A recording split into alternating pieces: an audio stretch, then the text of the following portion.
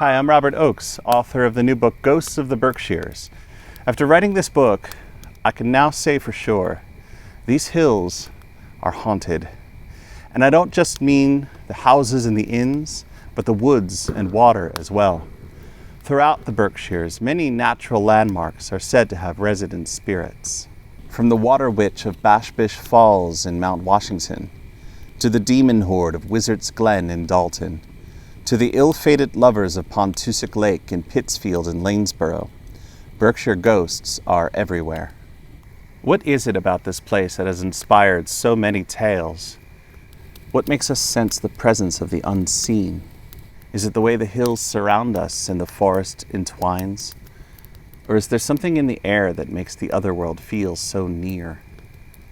Probably the most prominent of all natural landmarks in the Berkshires is Mount Greylock. Towering high above the countryside, this iconic mountain has inspired many to dream. As Herman Melville wrote his masterwork Moby Dick at Arrowhead, he saw in its double peak a vision of a white whale rising from the sea. Pittsfield historian Joseph E.A. Smith once remarked how easily he could imagine fairies and other supernatural creatures reveling in its woods and glades. And more recently, J.K. Rowling envisioned a school of wizardry above the mountain, hidden in a wreath of cloud. And like many Berkshire landmarks, Mount Greylock is also believed to have its own resident ghost, the old Coot, which according to the story haunts the lower slopes of the mountain near the intersection of the Bellows Pipe and Thunderbolt trails. It's said that during the Civil War, a man named Bill Saunders owned a farm not far from here. Like so many men at that time, Bill went off to fight, leaving his wife Belle and their kids behind. After some time passed and Belle received no word, she assumed the worst, and eventually she remarried. But Bill was not dead, only gravely injured. He had been so affected by his experiences at war that when he returned, no one recognized him. Lurching into town in his worn-out Union uniform, Bill lumbered up to his old farm, leaned in over the fence, and watched as his children called another man daddy, and he saw that man kissing his wife, and he realized then that his family had moved on without him. Not wanting to spoil their happiness, Bill decided to remain apart. He built himself a small cabin and lived alone like a hermit on the mountain. People began calling him the strange old Coot and gave him a wide berth, never knowing his true identity. For years he lived like this, until after one especially cold winter's night, some hunters found his lifeless body frozen in his cabin, and they claimed to see his spirit rise and drift into the woods. And from that day on, many have said they've seen the ghost of the old Coot haunting these same woods where his cabin once stood. Some have even claimed to photograph it.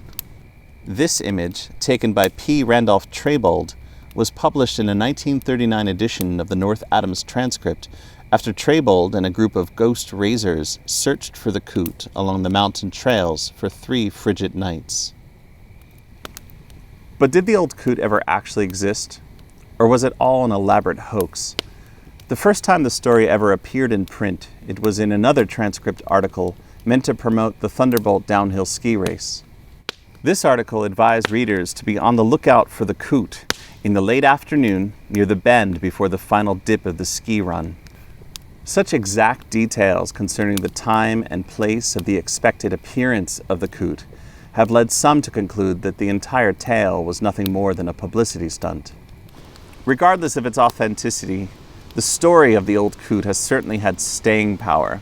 It's been mentioned in numerous articles, books, videos, and podcasts, and as recently as 2005, a search for signs of the old Coot was advertised in the Berkshire Eagle. Whether or not anyone has ever actually seen this ghost, people certainly feel compelled to seek it.